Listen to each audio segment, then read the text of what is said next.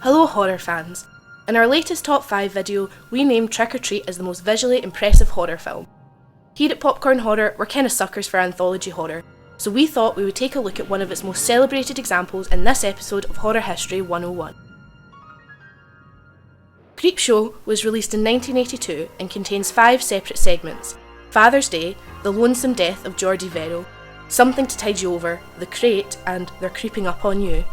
They are framed as stories in a comic book, read by a young boy whose father becomes angered when he sees their gruesome content. Creepshow was one of the ultimate horror pairings, with Stephen King writing the screenplay and George Romero in the director's chair. With the comic book setting, the filmmakers are paying homage to the pre-code horror comics they grew up with. Prior to heavy censorship of the comic book industry, series such as Tales from the Crypt, House of Mystery, Vault of Horrors and The Haunt of Fear were popular and influenced many horror filmmakers later in their career.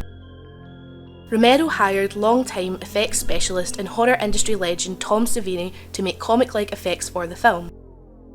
In the film's prologue, young Billy is slapped by his father for reading a gory comic book.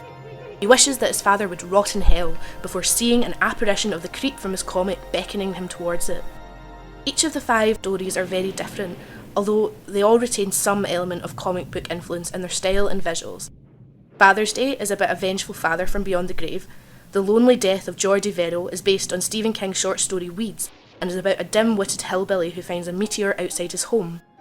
Something to Tide You Over is about a sadistic character watching others drown, and The Crate, based on another King short story, is about a mysterious creature who has been locked in a crate for over a century. Probably the most well-known section of the film, however, is They're Creeping Up on You, where a man terrified of germs becomes the victim of a grisly insect infestation. Finally, the film closes on Billy's revenge on his father with a voodoo doll ordered through one of his horror comics. The young boy from the film's prologue and conclusion is actually Stephen King's son, Joe King, at age 9. Stephen King also takes up an acting role in the movie as the hillbilly who discovers a meteorite in The Lonesome Death of Jordy Verrill. His performance is one of the silliest moments in horror history, but it's also hilarious to see the author in this role. Romero traditionally filmed around the Pittsburgh area, and much of Creepshow was shot in an empty all-girls school located outside Greensburg, Pennsylvania. The school was converted into a film studio, and the episodes The Lonely Death of Jordy Verrill and They're Creeping Up on You, as well as the prologue and epilogue, were filmed in their entirety at this location.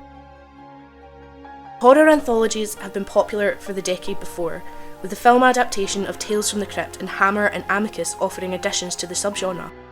It had fallen slightly out of fashion in the 1980s, and Romero and King wanted to give it a fresh take. It's definitely a film of the 80s, with over-the-top performances, bright colourful visuals and an overall campy style. It's filled with skewed camera angles, garish giallo lighting, which is saturating shots in red or blue, to recreate the harsh comic book colours, and employs split-screen action like the panels of a comic book. Creepshow probably isn't going to scare anyone, with the exception of perhaps its infamous cockroach scene, but most horror fans say it does really make them laugh. Romero originally wanted to create 5 stories in 5 completely different styles. Segments were planned in black and white, 1 in colour and 1 in 3D, before the idea was scrapped and deemed too experimental.